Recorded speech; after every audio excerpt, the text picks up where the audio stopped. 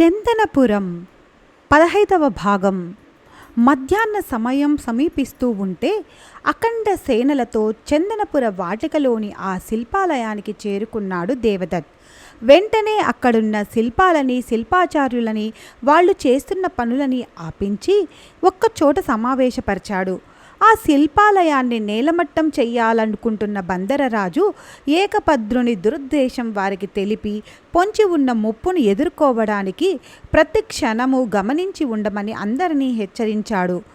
అతను చెప్పడం పూర్తి కాకముందే శిల్పులందరూ తమ కష్టాన్ని, శ్రమని నాశనం చేస్తాడన్న ఏకభద్రుడిపైన కోపంతో ఊగిపోయి ఉద్రేకులై నినాదాలు చేశారు. దేవదత్ వాళ్ళని శాంతింపచేసి వాళ్ళు ఏ క్షణంలోనైనా దండెత్తి ఎదుర్కోవాలి అన్నట్లు వివరించాడు. అలా చెప్పడం మొదలుపెట్టాడు అతను. ఆవేశపూరితమైన మాటలతో తర్పీదు ఇస్తున్నటువంటి చెబుతున్న మాటల్ని ఆవేశంగానే వింటూ ఉన్నారు వాళ్ళు. సమయం మధ్యాహ్నం నుండి సాయంత్రంలోకి ప్రవేశిస్తుంది. వాతావరణం చల్లబడుతుంది. కలంజర్ రాజ్యానికి రక్షణ మంత్రి అయిన తన భర్త దేవదత్ చందనపుర వాటికకు వచ్చాడు అన్న వార్త ఆ నోట ఈ నోట విన్న ప్రవల్లిక చెవిన పడింది.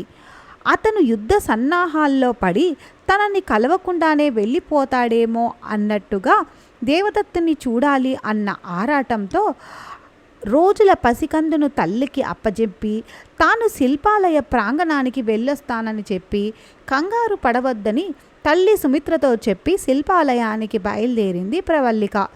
శిల్పులకు, సేనలకు, మావటీలకు, ఇంకా అక్కడున్న ప్రతి వారికి యుద్ధ సేనలు దండెత్తి వస్తే ఏం చేయాలి, ఎలా పోరాడాలి అన్నదాన్ని సవివరంగా ఆదేశిస్తూ ఉన్నాడు దేవదత్.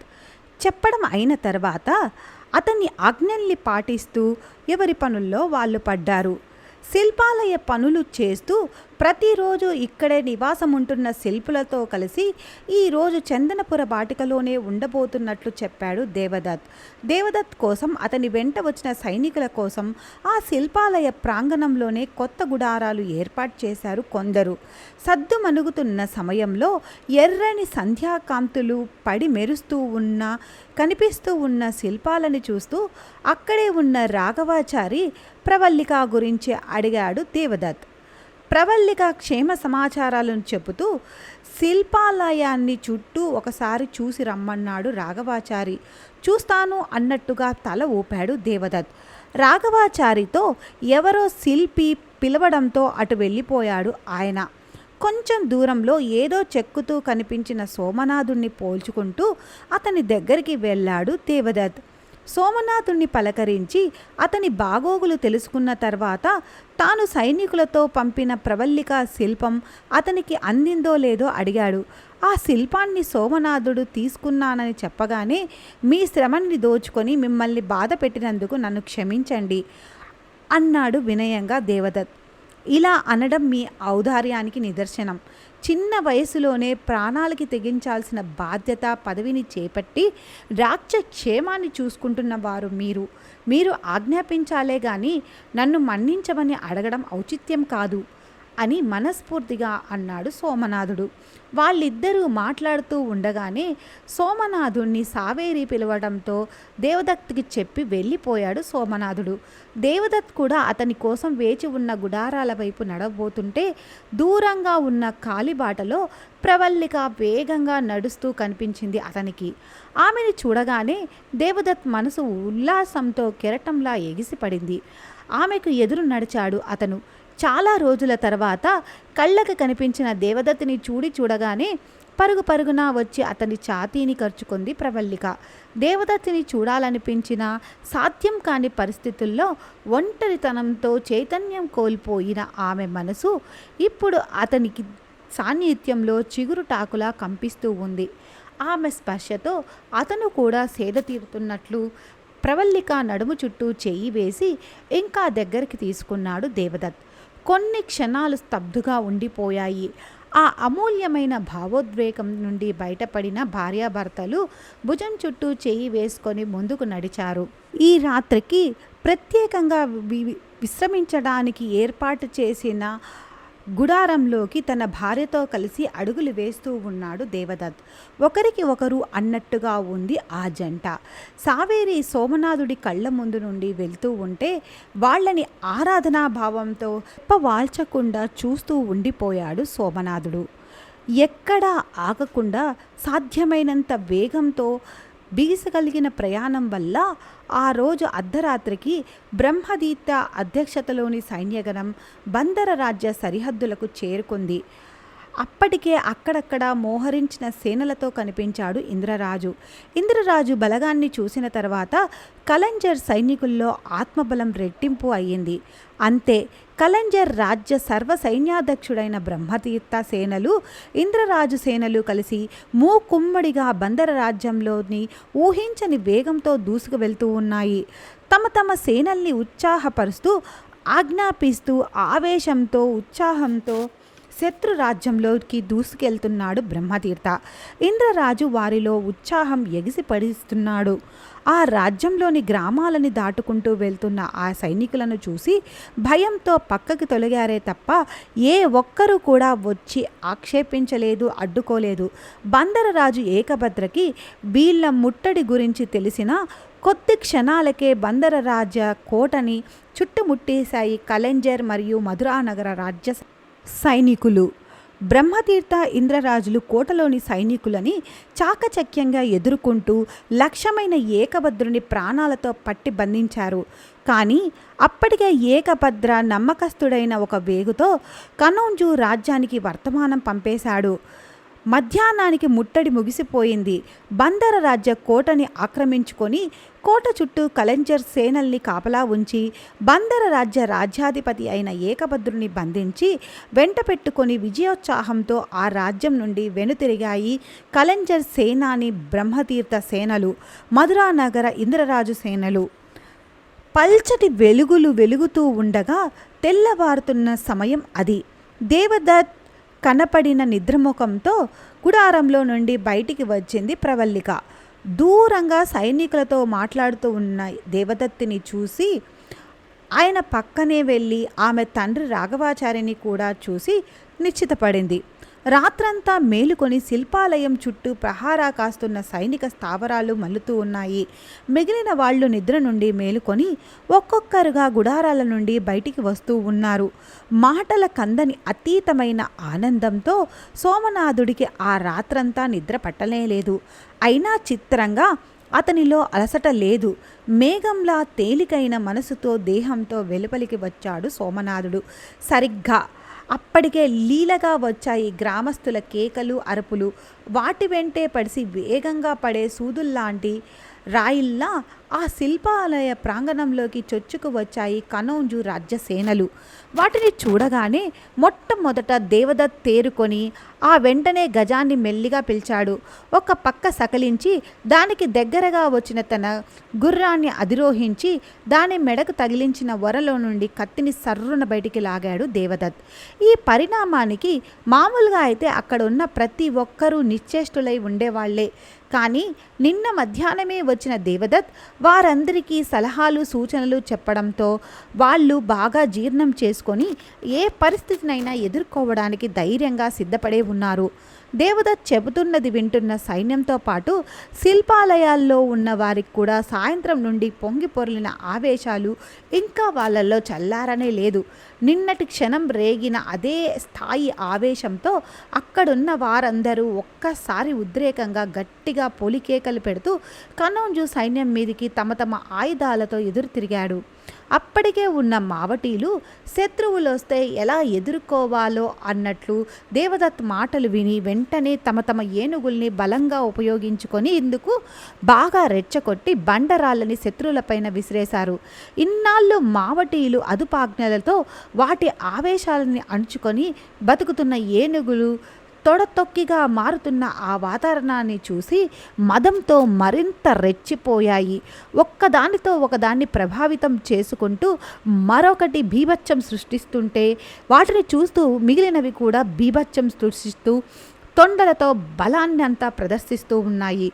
ఎత్తుల్లో ఉన్న గుర్రాలపై శత్రు సేనల్ని చూపిస్తూ ఏకదాటిగా కనౌంజు సైనికులు వచ్చిన వారు అన్నట్టుగా విడిచిపడుతూ ఉన్నాయి. ప్రవల్లిక చూస్తూ ఉండగానే ఆమె కళ్ళ ముందు జరిగిపోతున్న ఈ భయానక పోరాటంలో దేవదత్ ఎక్కడ ఉన్నాడా అని కంగారుగా వెతుకుతూ ఉంది ఆమె. శిల్పాలయాన్ని కాపాడడం కోసం దేవదత్ రూపొందించిన అంచెలవారి రక్షణ పద్ధతికి సైనికులందరూ ముందుకు పరిగెడుతూ ఉన్నారు. 2 చేతులతో కత్తులు పట్టుకొని శిల్పాలయం చుట్టూ గుండ్రపు వలయంలా చేరారు మరికొందరు. వారిలో మరో 4 వలయంగా ఏర్పడ్డారు. ఇంకొందరు అంతకుముందు ఇంకో రక్షణా వలయంగా నిలిచి వస్తున్న సైన్యులని వస్తున్నట్టుగానే తుదముట్టిస్తూ ఉన్నారు. శిల్పాలని గ్రామ పరివారాలపై వదిలేసి కనౌజు సైనికులు శిల్పాలయం మీదే పోరాటాన్ని కేంద్రీకరిస్తూ ఉన్నారు. కానీ శిల్పాలయానికి ద్వారమైన మొదటి వరుసలోనే దేవదత్ వాళ్ళ ఆలోచనలకి కార్యరూపం రానియకుండా భంగపరుస్తూ ఉన్నాడు. వలయం నుండి ఏ ఒక్కరూ చెక్కు చెదరడం లేదు. అక్కడికి వస్తున్న ఏ శత్రు సైనికుడు కూడా వదలడం లేదు. కలెంజర్ సైనికుల్ని తప్పించుకుంటూ శిల్పాలయం వైపుకు వెనకగా వస్తున్న శత్రు సైనికులని చూడగానే సోమనాథుడు గొంతు తించుకొని అరుస్తూ చేతిలోని సుత్తిని బలంగా విసిరాడు. అది తిన్నగా వెళ్ళి గుర్రం మీద ఉన్న సైనికుడికి తగిలింది. ఆ వెంటనే అదుపు తప్పి కింద పడ్డ ఆ సైనికుడు చేతిలోని ఆయుధాల్ని లాక్కున్నాడు సోమనాథుడు. అతన్ని చూసిన మిగిలిన శిల్పులు చేతికందిన వాళ్ళు ఆ పనిముట్లను ఆయుధాలుగా మార్చుకొని శత్రు సైనికుల్ని ఎదుర్కొంటూ ఉన్నాడు. సోమనాథుడు చిన్నప్పుడు కొన్ని రోజులు నేర్చుకున్న కత్తి పోరాటాన్ని ఇప్పుడు అవలీలగా ప్రదర్శిస్తూ ఉన్నాడు. అతనికి అటుపక్క ఇటుపక్క ఉన్న శిల్పులు కత్తులతో ఎదుర్కొనే అనుభవం లేకపోయినా అమోఘంగానే ఎదుర్కొంటూ ఉన్నారు. అటు వచ్చిన సైనికులను ఇటు వచ్చిన సైనికులను కూడా పోనీకుండా సోమనాథుడు చీల్చి చెండాడుతూ వీరోచితంగా పోరాడుతూ ఉన్నాడు. వలయాన్ని దాటి లోపలికి అడుగు వెయ్యాలని విశ్వప్రయత్నం చేస్తున్న కనౌజు సేనలకి తమ సైన్యంలో ఒక్కొక్కరు మరుగు అవుతూ ఉండడాన్ని, ఆ వలయంలో చిక్కుకుపోతూ ఉండడాన్ని, ఆ రక్షణ ఎంత పటిష్టమైనదో వారికి తెలియరాలేదు. ఒక వలయాన్ని దాటి లోపలికి వెళ్ళినా అక్కడ ఇంకొక వలయం ఎదురు చూస్తూ ఉంది.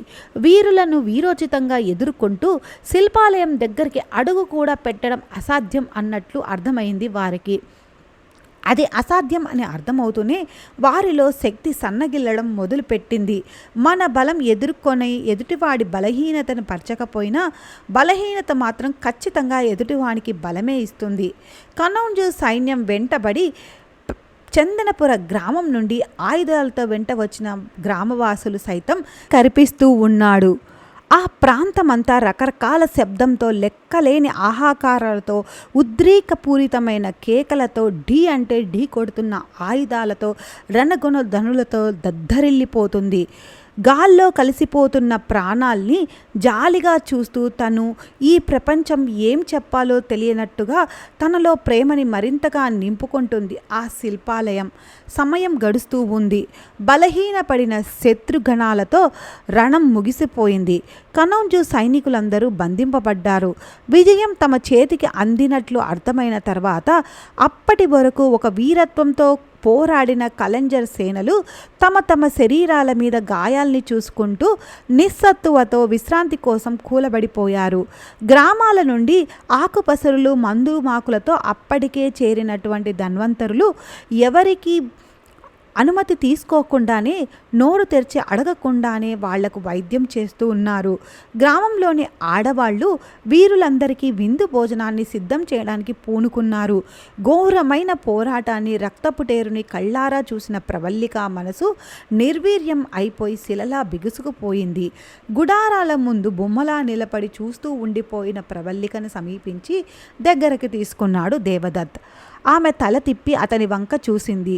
భార్య చెంపల్ని సున్నితంగా తడుతూ నిశ్చింతగా ఆమె కళ్ళల్లోకి చూశాడు దేవదత్. గడ్డకట్టిన భావోద్వేగం అప్పటికి కరిగడం మొదలుపెట్టింది ఆమెలో. తడుస్తున్న ఆమె చెక్కిళ్లను తుడిచి ఆమె తల నిమిరాడు దేవదత్. ఆమె చెయ్యి పట్టుకొని శిల్పాలయం వైపు అడుగులేశాడు దేవదత్. అతనికి దేహాన్ని కోసిన గాయాలు అతన్ని ఏమీ బాధించలేదు. ప్రవల్లికతో కలిసి ఆ ఆలయాన్ని చూడాలి అన్నట్టుగా ఆమె చేతిని పట్టుకొని శిల్పాలయ పీఠం ఉన్న మెట్లు ఎక్కాడు. అతన్ని అడుగుల్లో అడుగు వేసింది ప్రవల్లిక. కనౌజు రాజ్య సేనలు చందనపుర గ్రామంలో చొరబడ్డాయి అన్న వార్త చేరగానే కలంజర్ కోట నుండి కట్టలు తెంచుకున్న ఆవేశంతో ఒక గణం సైనికులను వెంట పెట్టుకొని ఆగ మేఘాలపైన చందనపుర వాటికకు చేరాడు మహారాజు యశోవర్మ. శిల్పాలయపు మెట్లు ఎక్కుతున్న దేవదత్ ప్రవల్లికలు ఇద్దరూ జగతికి భారంగా చేరారు. విశాలంగా పరుచుకొని ఉన్న ఎత్తైన ఆ స్థలంలో ఒక్కొక్క క్షణం నిశ్చలంగా నిలబడిపోయింది ప్రవల్లిక. ఆమె కళ్ళకు ఎత్తైన శిల్పాలయం శిఖరాన్ని చూస్తూ ఉన్నాడు దేవదత్ ప్రవల్లికలు. అంతెత్తైన శిల్పాలయంపై నుండి సూర్యుడు తెల్లగా పడి భారీగా ఉన్న నిర్మాణం పైన ప్రతి శిల్పాన్ని స్పష్టంగా కనపరుస్తూ ఉన్నాడు. వంపు సంపులు నిలుపుకున్న ఆ అందమైన అమ్మాయి శిల్పాలు, శృంగార భంగిమలు, మెలితిరిగిన స్త్రీ పురుషుల అవయవ విన్యాసాలు ఇష్టాన్ని కురిపించుకుంటూ ఒకరిని ఒకరు చూసుకుంటూ ఆలు మొగలు ఇద్దరి జంట శిల్పాలని రెప్ప ఆల్చకుండా చూస్తూ ఉన్నారు. ఆ ఆలయం వంక చూస్తూనే ఉండిపోయారు. ఒక్కొక్క శిల్పాన్ని చూస్తూ నిదానంగా అడుగులేస్తున్న ప్రవల్లిక కళ్ళ ముందు ప్రత్యక్షమైనట్టుగా తన రూపం కనిపించడంతో ఉలిక్కిపడి ఆగింది. దేవదత్ ఈ శిల్పాన్ని కలెంజర్ నుండి తెచ్చి సోమనాథుడికి ఇచ్చి ఉండడాన్ని ఇక్కడ పెట్టారు అన్నట్లు గ్రహించింది ఆమె. ఆ భావంతో చిరునవ్వుతో తల తిప్పి దేవదత్ వంక చూసింది ప్రవల్లిక. అక్కడక్కడ చిగురుతున్న చిన్న చిన్న గాయాల్లో రక్తం అంటిన దేహంతో సన్నటి చారలతో కనిపిస్తూ భుజం మీద కత్తి ఘాట్లతో అలసటగా కనిపించాడు దేవదత్. అయినా అతని కళ్ళ ముందు మాత్రం సంతోషం నక్షత్రాల్లా మెరిసిపోతూ ఉంది. ఆమె శిల్పాన్ని చూసిన దేవదత్ ప్రవల్లిక భావాన్ని చిరునవ్వుతో కళ్ళెగరేస్తూ చూశాడు. ఆ శిల్పం వంక మళ్ళా చూశాడు సరిగ్గా. అప్పుడే ఆ శిల్పానికి పక్కనే నిలబెట్టి ఉండి వాళ్లకు కళ్ళకు నిలువెత్తు భంగిమతో చూసిన దేవదత్కి ప్రవల్లికకు ఇద్దరికీ ఒకేసారి దిమ్మరపోయి ఒక్క క్షణం అక్కడ ఆగిపోయారు. ఆ వెంటనే నిర్ధాంతపోయి ఒకరి ముఖాలు ఒకరు చూసుకున్నారు. ఆ శిల్పం దేవదత్ ప్రవల్లికలదే. తమకంతో ప్రవల్లిక మీదికి వంగిన దేవదత్ ముఖము పూర్తిగా ఆమెనే చూస్తున్నట్లు ఒకవైపు కనిపించింది. అందులో వారిద్దరూ ముఖాలు ఒకరికి ఒకరు దగ్గరగా ఉన్నవి. పువ్వు తుమ్మెద మీద వాలినట్టుగా ముఖం పైన ముఖం డి అన్నట్టు ఒకరి కళ్ళల్లో ఒకరు చూసుకుంటూ ప్రేమ కురిపించుకుంటూ ఉన్నారు. కొన్ని క్షణాల పాటు ఆ శిల్పాన్నే చూస్తూ నిలబడిపోయారు. తమ అనురాగానికి చిహ్నంగా ఉన్న ఈ శిల్పాన్ని సోమనాథుడే చెక్కాడు అన్నట్లు అర్థమైంది దేవదత్కి. టానే జలపాతం దగ్గర తామిద్దరం ఈ స్థితిలో ఉండగా చూసింది సోమనాథుడే అని అతనికి తెలుసు. ఆ సుందర శిల్పంలోని దేవదత్ ముఖంలో అంతులేనంత ప్రేమానురాగాలు నిండి ఉన్నాయి. అంతటి ప్రేమను నిలవెత్తు శరీరంలో నిలుపుకున్న తన భర్త దేవదత్ కళ్ళెదురుగా చూస్తూ అతని గుండెల్లోకి ఒదిగిపోయింది ప్రవల్లిక. కవచం లాంటి బలిష్టమైన దేహంతో సున్నితంగా ఆమెను చుట్టేశాడు దేవదత్. వాళ్ళిద్దరూ శిల్పాలని చూసుకుంటూ నిశ్చేష్టులై ఉన్నారు. ప్రవల్లిక దేవదత్తులను చూడగానే లౌకిక ప్రపంచానికి అందని అతీతమైన ఆనందానుభూతి సోమనాథుడి మనసు నిండా నిండిపోయింది. శిల్పాలయ పీఠం దగ్గర నిలిచి ఉన్నాడు సోమనాథుడు. వాళ్ళిద్దరి మీద చూపు తిప్పుకోకుండా అటే సావేరి వంక కూడా చూస్తూ ఉన్నాడు. రక్తం అంటిన తన దేహాన్ని శుభ్రపరచుకోవడం కోసం సావేరి చేతికి నీరు పట్టుకొని జలపాతం వైపు వస్తూ ఉంది. దేవదత్ ప్రవల్లికలను గమనించడం లేదు కదా అనుకున్నాడు సోమనాథుడు. శిల్పాలయం పీఠం దగ్గర నిలబడి చాలామంది సైనికులు శిల్పులు దేవదత్ ప్రవల్లికలని చూస్తూ ఉన్నారు. వాళ్ళిద్దరి మధ్యలో నుండి వేగంగా నడుచుకుంటూ శిల్పాలయం దగ్గరికి వచ్చారు.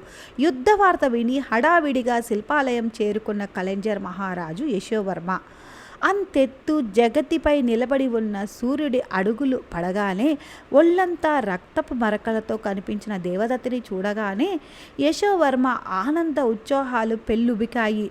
సరిగ్గా అప్పుడే జగతిపై కిందికి చూసిన దేవదత్ మహారాజు యశోవర్మ ఇక్కడ చూస్తున్నట్లు ప్రబల్లికను తీసుకొని గబగబా కిందికి దిగి వచ్చాడు. చేసిన పోరాటాన్ని గుర్తు చేస్తూ అతని శరీరం పైన రక్తపు ఛాయలు గట్టగట్టి ఉన్నాయి. దేవదత్తని ఆ పాదమస్తకం చూస్తూ ఉద్రేకంగా ఎదురు వచ్చిన అతన్ని గాఢగా గుండెలకి హద్దుకున్నాడు యశోవర్మ. ఆ వెంటనే దేవదత్ని దూరం నుండి వైద్యులను పిలిపించి దేవదత్ ఒంటి మీద ఉన్న గాయాలకు మందుపూతలు వేయించాడు. ఉత్సాహంతో జయ జయ ధ్వనులు మారుమోగుతూ ఉన్నాయి. ఆ విధంగా వెంట పెట్టుకొని బంధితులైన రాజు ఏకభద్రుణ్ణి తీసుకొని కలెంజర్ విజయోత్సాహంతో వెనుతిరిగాడు బ్రహ్మతీర్థ. చందనపురంలోని శిల్పాలయం దగ్గర ఉంటానన్న దేవదత్తుని ఒక్కసారి కలిసి ఈ విజయ వార్త అతనికి చేరవేసిన తర్వాత కలెంజర్ కోటకి వెళ్ళాలి అని నిర్ణయించుకొని ముందుకు సాగాడు బ్రహ్మతీర్థ. వడగళ్ల వాన పడినట్టుగా పడి సృష్టిని అంతా ప్రశాంతపరిచింది. ప్రశాంతత నింపుకొని నింపాదిగా ఉంది చందనపుర వాటిక. విజయ పతాకంలా నిలబడి ఉన్నటువంటి శిల్పాలయాన్ని చూస్తూ కాంతిని వెదజల్లాడు సూర్యుడు. తాను చూస్తుండగా ఇదే ఆఖరి రక్తపాతం అవ్వాలి అని అనుకుంటూ అక్కడ వారందరిలో సంతోషాన్ని జీవనత్వాన్ని గ్రహించుకున్నట్టుగా అఖండ వెలుగుగా నిలిచిపోయింది ఆ శిల్ప దేవాలయం. ఇంతటితో చందనపురం నవల సమాప్తం.